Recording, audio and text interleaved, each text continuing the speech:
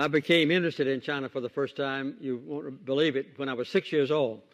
My favorite uncle was in the U.S. Navy then and served along the China coast, and he sent me a lot of mementos and letters back from China, so I became quite interested in it.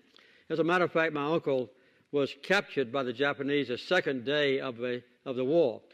After the Japanese bombed Pearl Harbor, the next day they took Guam, and he was one of the sailors on Guam, and he stayed as a prisoner of war until he was rescued at the end of the war. So I became interested in China quite early. I watched very carefully after the Second World War was over, and during it, with Claire Chennault and the Flying Tigers, I had a very close friend there named Jack Crockford, who flew 423 sorties for the Flying Tigers during that time. So I was quite interested in the war as I was beginning my career in the Navy. While I was a submarine officer in 1949, I made my first trip to China. The Chinese Communist forces were approaching the coast. The Nationalist Chinese under Chiang Kai-shek was just occupying the coastal area.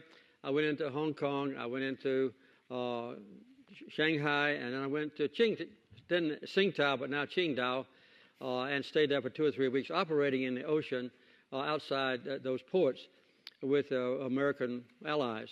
And then I left China, and a few months later, the People's Republic of China was born when Chiang Kai-shek left there and went to Taiwan.